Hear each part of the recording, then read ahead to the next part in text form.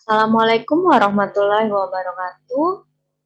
Alhamdulillah bertemu lagi di pelajaran matematika bersama Ibu Ajeng. Kali ini kita akan meneruskan materi teorema Pythagoras, lanjutan dari pertemuan tatap muka sebelumnya atau materi daring sebelumnya.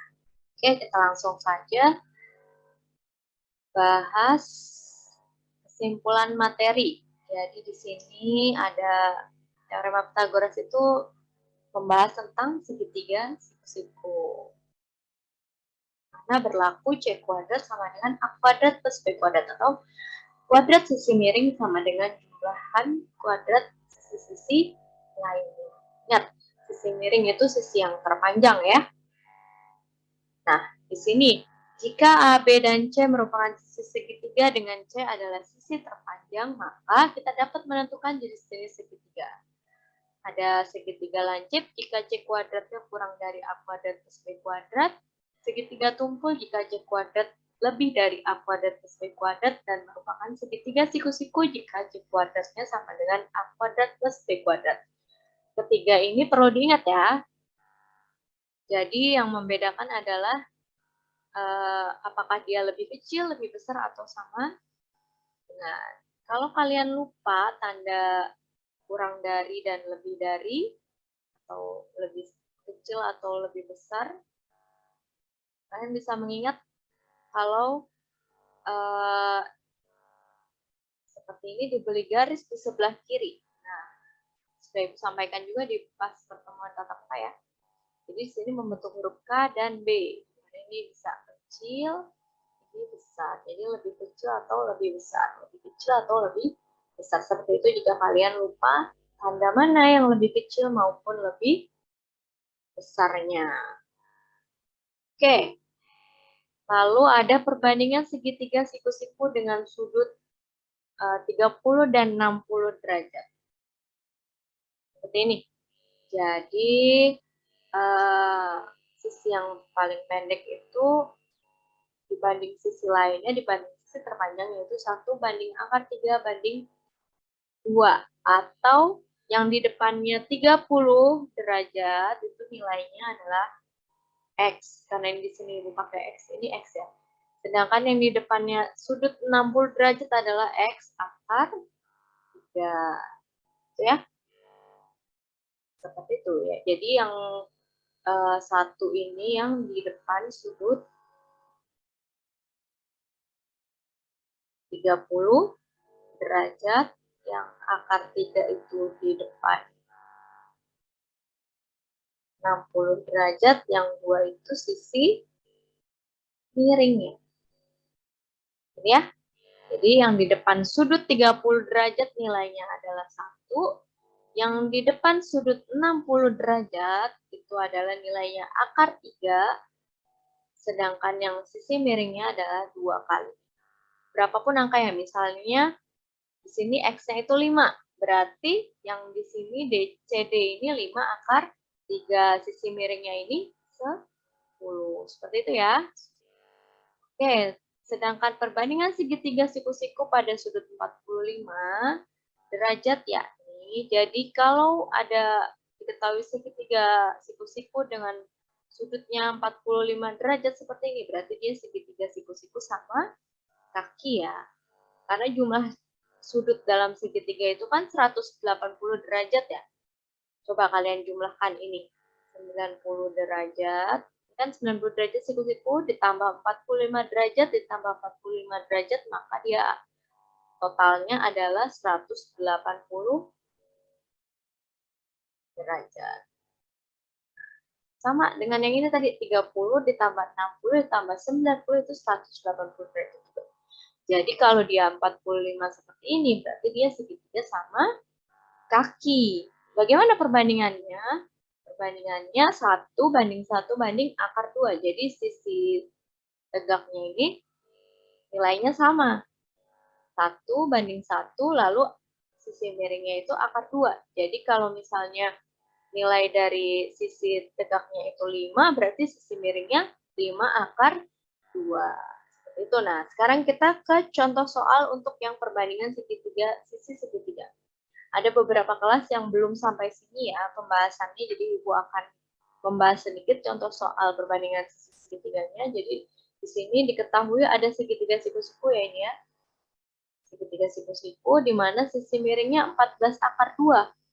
Dan ada tanda sama dengan seperti ini. Berarti dia segitiga apa? Dia segitiga sama kaki. Dengan sudut berapa kalau sama kaki? 45 derajat. Berarti tadi perbandingannya berapa? 1:1 banding akar 2. Nah, di sini udah ada akar 2. Berarti di sini kita ambil X-nya berarti sama dengan 14.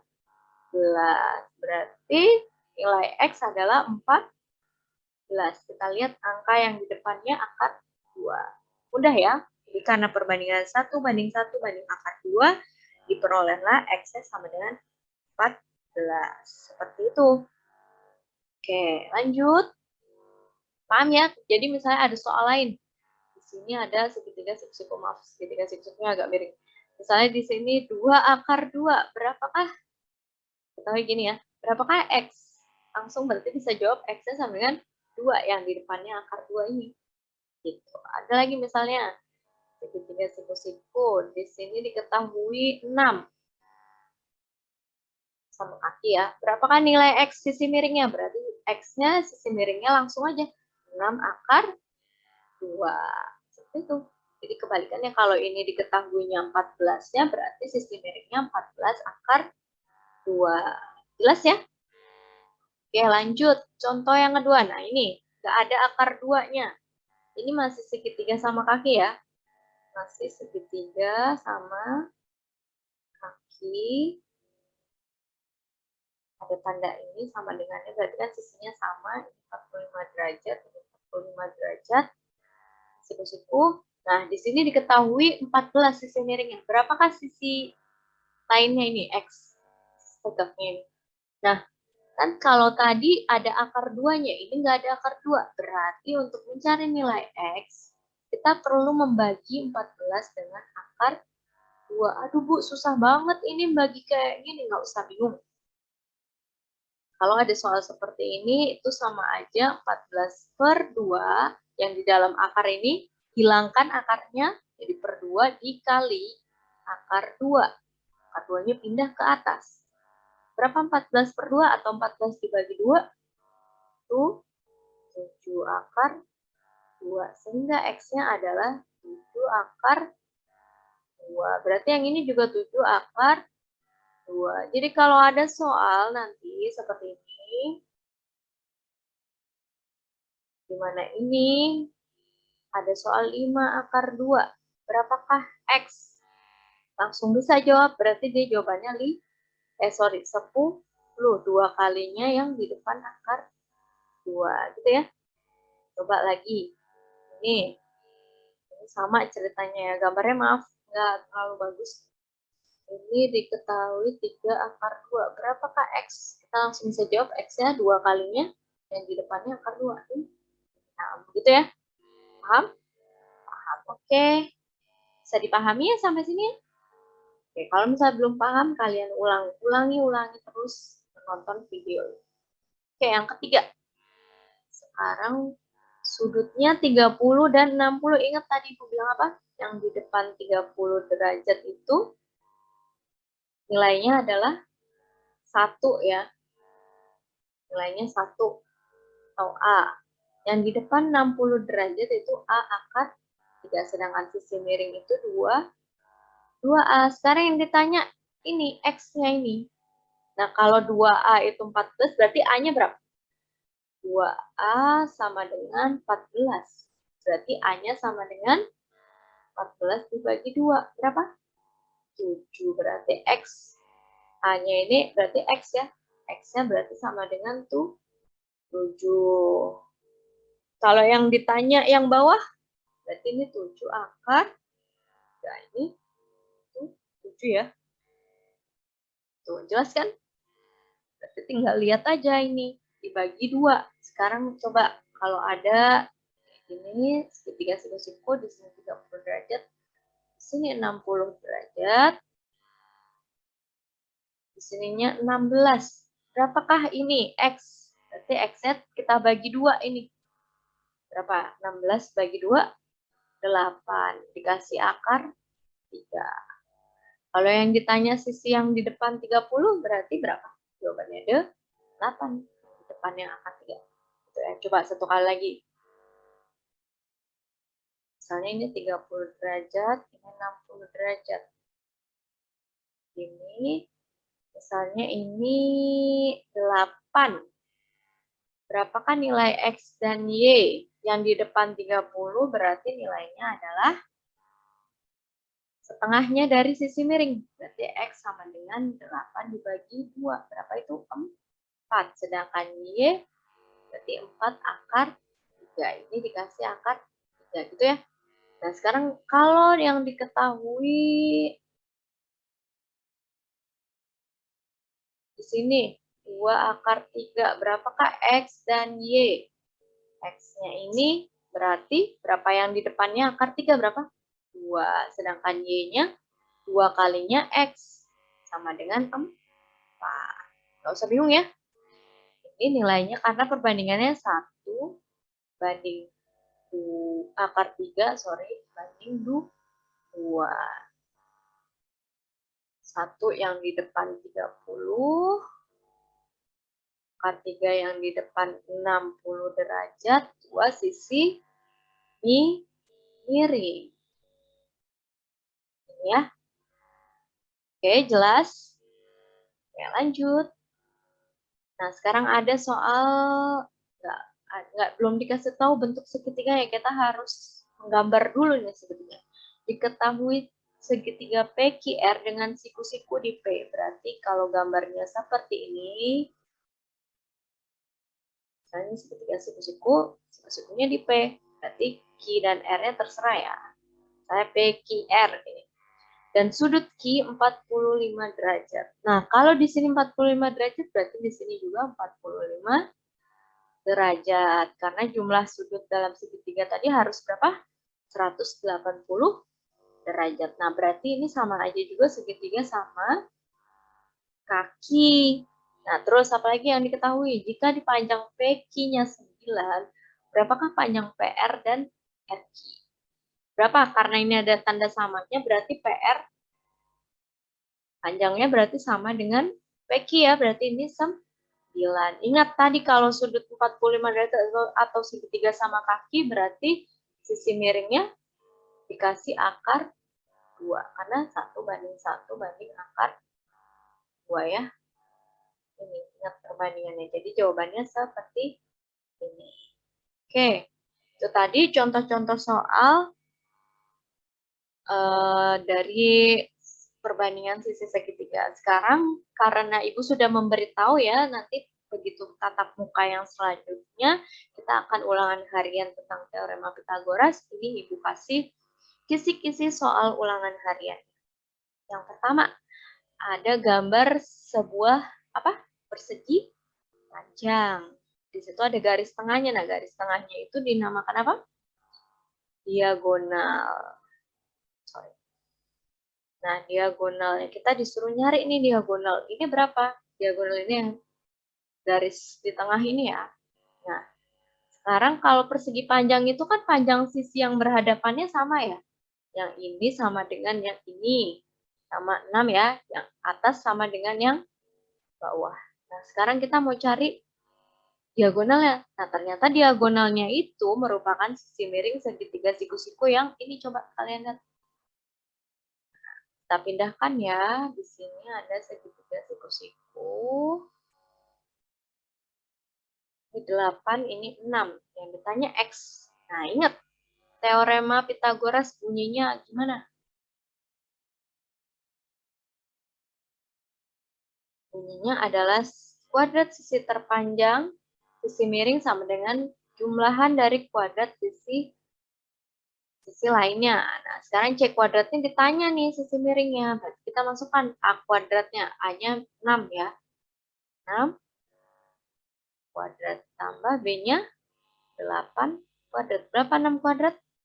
36. Ingat, 6 kuadrat itu sama dengan 6 dikali 6 ya, bukan 6 dikali 2. Pas tatap muka kan tuh sering banget kan ada yang jawab 6 kuadrat berapa? 12. Nah, ini ya. Ingat kalau perkaliannya sama. Nah, berarti kalau 8 kuadrat itu 8 kali 8 atau 64. Berapa? 36 tambah 64. 100. Berarti C-nya, karena ini C kuadrat, berarti C-nya harus diakar. C-nya akar dari 100, yaitu 10. Berarti panjang diagonal. Jadi, setiap kalian dapat soal seperti ini, jawab dengan kalimat ya. Jadi, panjang diagonal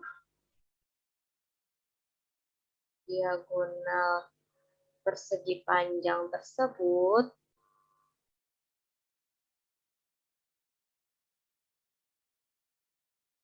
adalah 10 cm. Ingat di gambar ada satuannya, berarti jawabannya kita juga harus lengkap ada satuannya. Ini ya. Ya mudah kan? Mudah, yang penting kalian perlu ingat bunyi dari teorema Pythagoras ini. C kuadrat sama dengan A kuadrat plus B kuadrat. Oke, lanjut. Ini ada soal yang kedua. Ada 4 sisi-sisi segitiga. Kita cari dulu yang I.1 ya.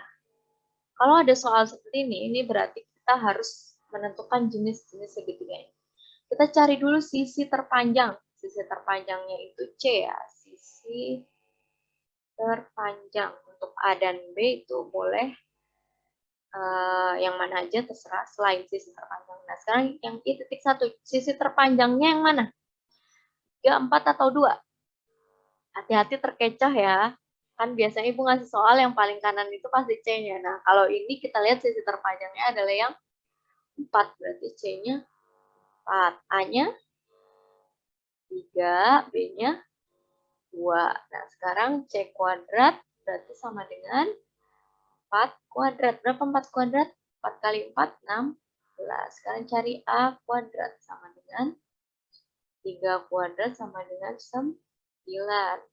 B kuadrat 2 kuadrat sama dengan 4. Sekarang A kuadrat dijumlah dengan B kuadrat. Berapa? 9 ditambah 4. Ingat, A kuadrat plus B kuadrat. A kuadratnya 9, B kuadratnya 4. Tinggal masukin aja ya. 9 tambah 4, 13. Sekarang bandingkan C kuadrat dengan A plus B kuadrat. 16 dibanding 13. Lebih besar apa lebih kecil? Lebih besar. Berarti C kuadrat lebih besar dari A kuadrat plus B kuadrat. Berarti ini merupakan segitiga tumpul. Ingat lagi, buka lagi catatannya. Kalau lebih besar berarti segitiga apa? Segitiga tumpul ya. Kalau sama dengan kan siku-siku. Kalau lebih kecil lancip. Nah, kalau lebih besar dia segitiga tumpul. Oke, sekarang cek yang I.2. C-nya berarti berapa sisi terpanjangnya? Oke, 5 ya. Berarti C-nya 5. C kuadratnya berarti, oh nanti dulu. Ini A-nya 3, B-nya 4. Sekarang C kuadratnya 5 kuadrat. Berapa? 25. A kuadratnya 3 kuadrat sama dengan 9. Dan B kuadratnya sama dengan 4 kuadrat sama dengan 16. Sekarang dijumlah nih. A kuadrat plus B kuadrat sama dengan A-nya berapa? 9 ditambah 16. Berapa 9 tambah 4? 9 tambah 16, 25. Nah, berarti C-nya 25, A plus B-nya, A kuadrat plus B kuadratnya 25 juga. Berarti tandanya apa? Sama. Berarti karena sama, C kuadrat sama dengan A kuadrat plus B kuadrat. Berarti dia segitiga siku. Bagaimanakah yang ketiga dan keempat? Kalian hitung sendiri ya. Dengan menggunakan cara yang sama. Nanti hasilnya yang merupakan segitiga tumpul adalah nomor 1, 3, dan 4. Coba kalian cek sendiri ya, benar nggak? Yang merupakan segitiga tumpul 1, 3, 4. Jadi nanti jadi yang merupakan segitiga tumpul adalah 1, 3, dan kalian harus tulis semua caranya ya. Ini hitung sendiri. Hitung sendiri. Ini juga hitung sendiri ya. Nomor titik, 3 titik, dan 4 titik. Oke, lanjut. Paham ya? Oke, yang ketiga, panjang sisi AB pada gambar di samping. Ditanya, ini seperti contoh yang tadi, ada tanda ini berarti segitiga apa? Sama kaki. Ingat, apa perbandingannya? 1 banding akar 2. Karena AC-nya itu sama dengan 24. Nah, sedangkan di sini biasanya ada akar 2-nya, berarti untuk menghitung AB sama dengan 24 dibagi akar 2. Karena ini ya, sisi miringnya kan akar 2. Tapi ini nggak ada akar 2-nya, berarti harus kita bagi dengan akar 2. Sama dengan tadi yang Ibu kasih tahu, kalau ada pembagian akar seperti ini, hilangkan akarnya di bawah. Hilangkan akarnya dikali akar 2-nya pindah ke atas. 24 bagi 2, 12 akar 2. Berarti AB-nya ini 12 akar 2. Mudah ya? Oke. Tuh. Lanjut, ada soal sebuah kapal berlayar. Sebuah kapal berlayar ke arah utara. Nah, ini kalian, ada nggak yang anak pramuka nih? Barat, barat laut, barat, timur laut, timur, tenggara, selatan, barat, daya. Ada kan lagu kayak gitu? Nah, ini kalau ada utara, lawannya utara selatan, lalu barat, lawannya barat di timur ya. Nah, ini berarti sebuah kapal berlayar ke arah utara. Misalnya berangkatnya ya, ke utara berarti ke atas sejauh 11 km. Kemudian kapal tersebut berbelok ke arah barat. Barat 9 km. Nah, di sini dia udah nyampe. Jarak kapal dari titik awal keberangkatan ke titik akhir. Berarti dari titik awal ke titik akhir. Ini yang ditanya. Ingat, jadi bukan jarak awal berarti ini 11 kilo, ini 9 kilo, oh berarti jaraknya 20. Bukan ya, tapi ini jaraknya dari titik sini ke ini menggunakan teorema Pythagoras. Apa rumusnya? C kuadrat sama dengan A kuadrat plus B kuadrat. Ini kan yang ditanya sisi miringnya. Berarti kita masukkan A-nya dan B-nya. A-nya ini 11 kuadrat, B-nya 9 kuadrat. Berapa 11 kuadrat? 11 dikali 11 ya. 1, 2, 1 ditambah 9 kuadrat, 9 kali 9, 81. Berarti 121 tambah 81, 202. Berarti C-nya sama dengan akar dari 202. Karena ini bukan bilangan kuadrat, kalian bisa cukup sampai sini aja Ibu benarkan ya. Tapi tulis, jadi jarak kapal dari titik awal keberangkatan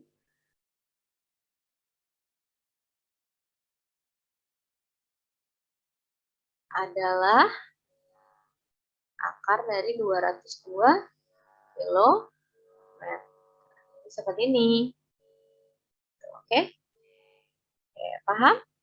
Bisa dipahami?